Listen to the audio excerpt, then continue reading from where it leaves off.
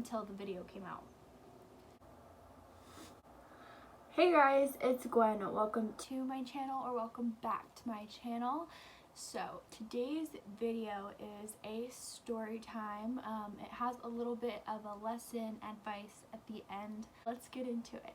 Today's video is about the time that my summer fling, the love of my life, not love of my life, but like I thought he was the love of my life, beat up a special ed student over me. So we're gonna take it all the way back to when I was like 14. I was living in Virginia at the time. I was in an abusive relationship that I had just gotten out of. A few months later, I met this guy. We're gonna call him JM. JM and I, like, it's hard to describe that kind of love. That kind of love is hard to describe. He knew everything about my past. He knew everything about my ex.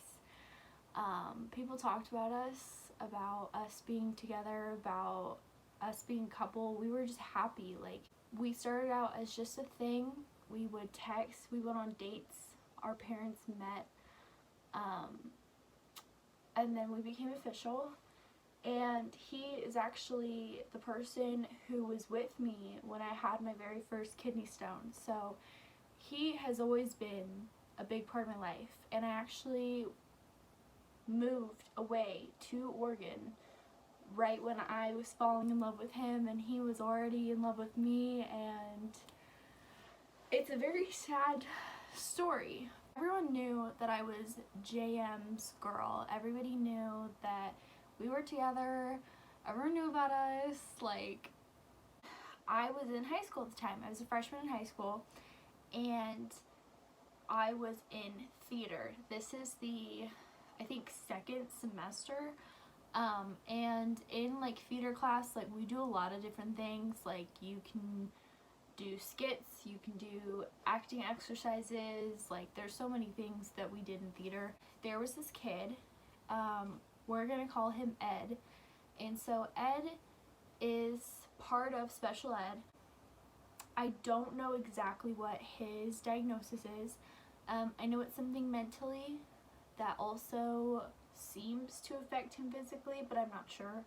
I'm not going to claim to understand his struggles or why he did what he did.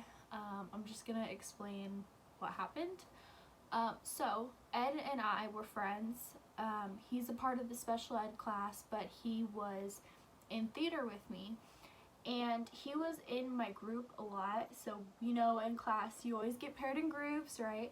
And Ed was paired with me a lot, which I have no problem with. I have absolutely no judgments, no issues with anybody who is disabled or mentally challenged or anything like that whatsoever. I'm a very friendly person, especially back then. Like, I was very small, and Ed, compared to me, he was at least like half a foot taller than me, and he was much bigger than me, like size wise. And so him and I are friends, and he starts to get inappropriate. Like, he would come up to me during class and touch my butt, or he would come up and hold my hand or sit next to me and put his hand like all the way into my inner thigh, and would whisper to me, like, during performances. People would be performing like on our stage in front of our class, and he would sit next to me and whisper like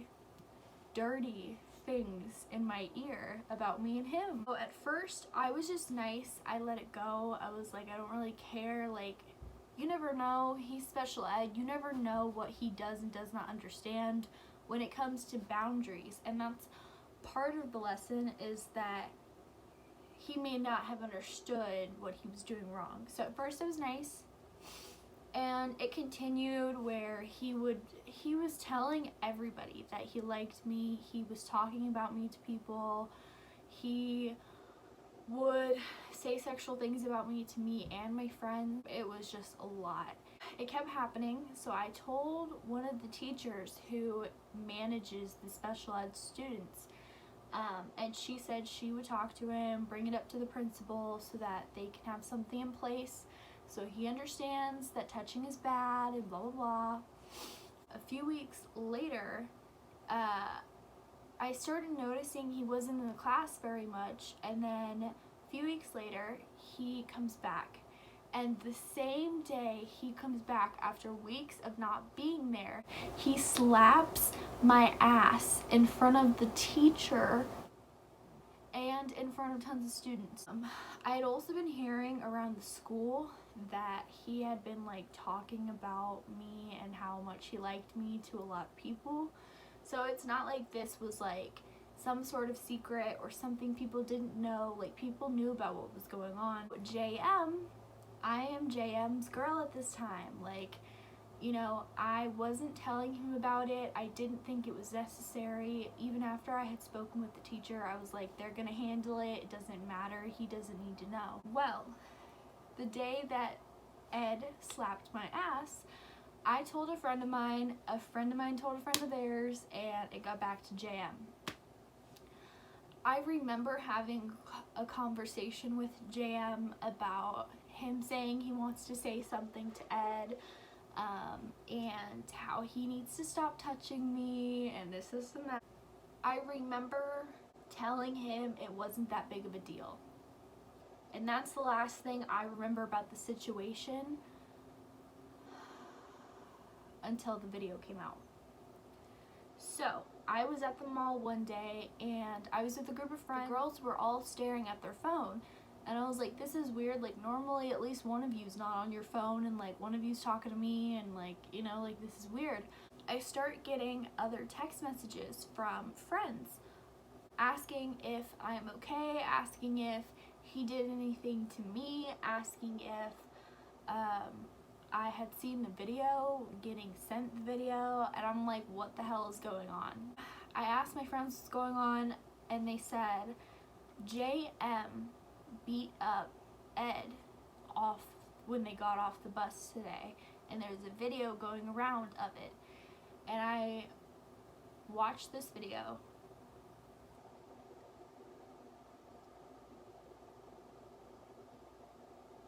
And when I tell y'all, this was a violent video.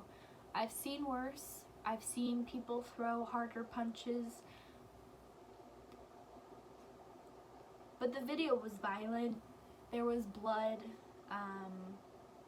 There was cussing. There was tumbling around.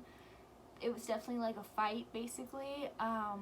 I still, to this day, do not 100% know the full story. All I know is it had to do with me and what he was doing to me. At first, JM tried to talk to him about it, and it escalated for whatever reason, and it ended up in a fight. And now this is where we get to the lesson part. I fully understand why things escalated the way they did. I understand why JM got to that point. I was his girlfriend. He's protective. He doesn't want another dude touching me, especially after I've reported it twice. Actually, I reported it twice because I reported it to the special ed teacher, and then I reported it to my teacher, who is just like the theater teacher. I was like, I'm letting you know, like, Ed is doing these things. So both teachers were aware. I'm pretty sure the school was already aware. But like I said, I totally 100% understand how JM could have gotten frustrated to the point where it got physical. However, I 100% see the other side of it, that I don't think it's ever okay to put your hands on somebody who is mentally impaired or disabled in some way, because I think that's an unfair fight. That's an unfair advantage you have. If you mentally know exactly what you're doing, you mentally know exactly the choices you're making, and the other person doesn't, like, that's not fair at all. And from what I remember in the video, I didn't see Ed throw a punch back whatsoever, so I don't think he fully understood the situation, and I feel very, very bad about that. The lesson for me in it is that violence is definitely not a great solution to problems, especially when it comes to somebody who is mentally impaired or disabled. I think it's a crazy experience, and it's shocking to a lot of people because he's special ed. I've heard of very few times where a non-special ed student and a special ed student got into a fight. I don't know that there were repercussions for either of them. I do know that Ed got in trouble because he was touching me, but I don't know if they got in trouble for the fight. I do know there was proof because of the video. It was going around to everybody. It was talked about for at least a week. JM and I stayed together for a little while longer before I moved after that. But I mean, I spoke with him. He knew I did not agree with fighting someone to get them to back off or stop touching me. Maybe had it just been somebody who knows exactly what they're doing, somebody who is intentionally a predator, then maybe you get physical to get them to stop. But not somebody who is just sexual and doesn't understand boundaries or consent, because that is the biggest thing. Is I was saying no a lot to him. I was telling him to please stop touching me. I would have like conversations with him about it and just be like, you know, I'm dating somebody, you know, that's really nice, we can be friends, but please don't touch me. And you guys, like, I'm not even exaggerating, I would have this conversation with him at least once a week. This went on for at least a month before the fight happened. It was a really crazy experience. My biggest advice lesson for this is to keep figuring out different solutions that aren't physical. Do not get violent, because it's not gonna help you. You know, yes, he did stop, but in the end, like, it's not worth it to hit somebody else, to put somebody else in pain. There's no point in that. Not that I don't love JM. JM will always have a piece in my heart. I have so many other videos I could make on him, just because our relationship, our dynamic was very different than a lot of my other relationships. And I left without closing that chapter because we fell in love with each other right before I moved to Oregon, and it was really difficult for me. That's today's video, you guys. I hope you loved it, and subscribe, comment down below what you want to see next, or if you have any questions. I want to do a Q&A soon, so send me some questions on Twitter or Snapchat, and I will add it to the Q&A. I'll see you guys next week. I post every Tuesday and Friday.